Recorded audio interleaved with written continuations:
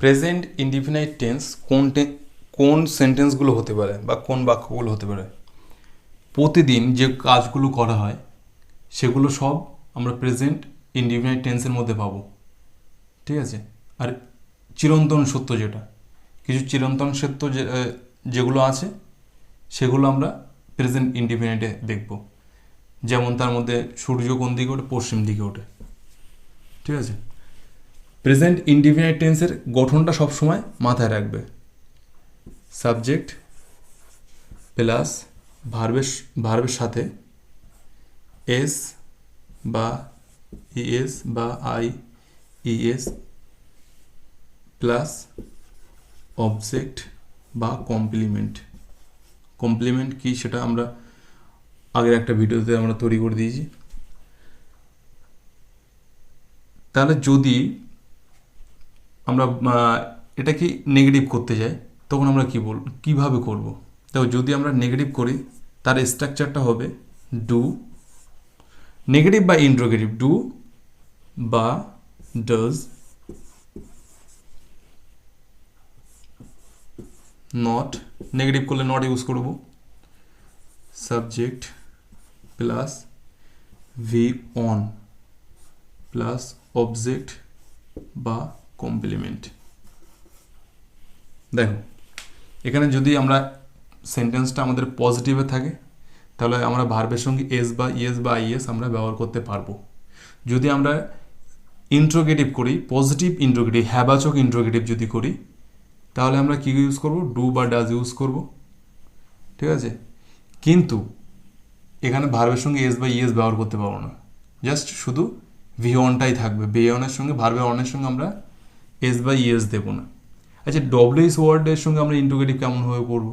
Just বেশি কিছু না, আমি এর আগে একটা ভিডিওতে বলেছি যে জাস্ট যেটা শুধু হ্যাঁ দিয়ে উত্তর যেটা পাবো, ঠিক আছে? যে সেন্টেন্সটা অক্সিলারি ভার্ব দিয়ে শুরু হবে, এটা মাথায় রাখবে, যে সেন্টেন্স অক্সিলারি ভার্ব দিয়ে শুরু হবে তার আগে আমরা ডব্লিউএস ওয়ার্ড দিয়ে দেবো। আমি একটা এক্সাম্পল দিচ্ছি তার একটা। তুমি কি খাও, ঠিক আছে? What do you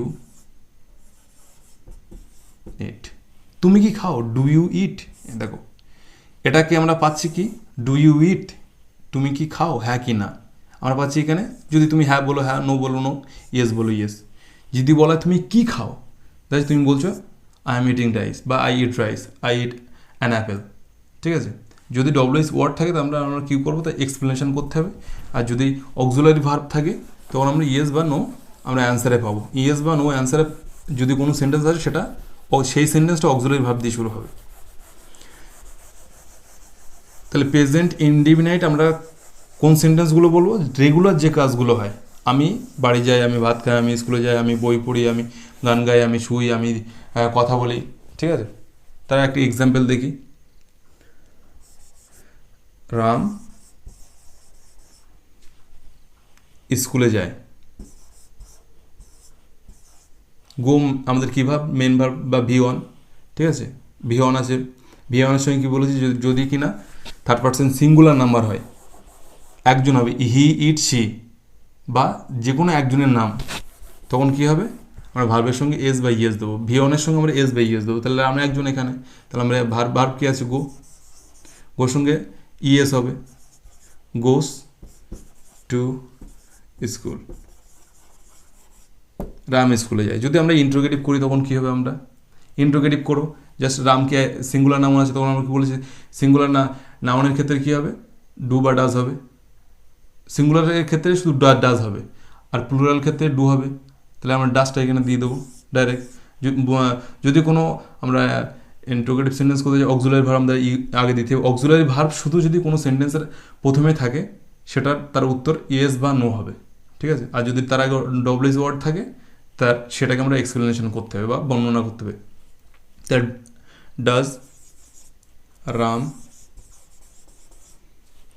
go to school?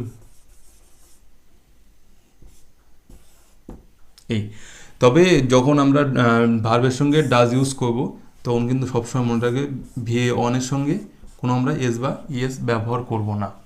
যদি আমরা নেগেটিভ করি তাহলে ডাজ হি নট, এখানে নট দিয়ে দিলাম, বা রামের পরেও এখানে নট দিয়ে দিলাম। Does he not go to school, সে কি স্কুলে যায় না?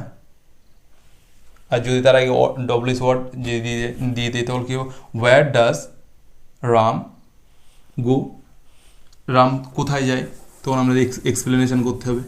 তবে সবসময় মনে রাখবো, আমি যাই, আমি দেখি, আমি পড়ি, আমি খেলি, তখন কী হবে, এই টাইপের যে সমস্ত সেন্টেন্স বা রেগুলার যেসব কাজগুলো হবে সেগুলো আমরা প্রেজেন্ট ইনডিফিনাইটে করব বা প্রেজেন্ট ইনডিফিনাইট হবে।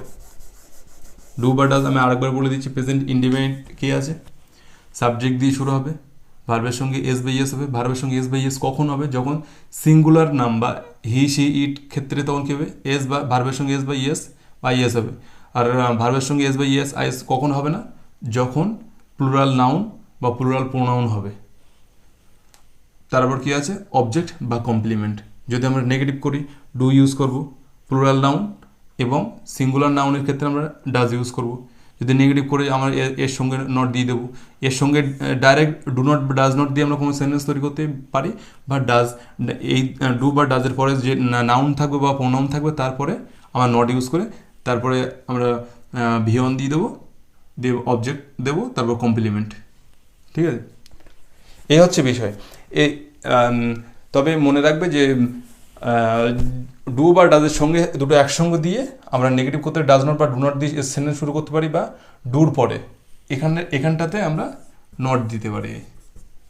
এই হচ্ছে প্রেজেন্ট ইনডিফিনাইট টেন্স।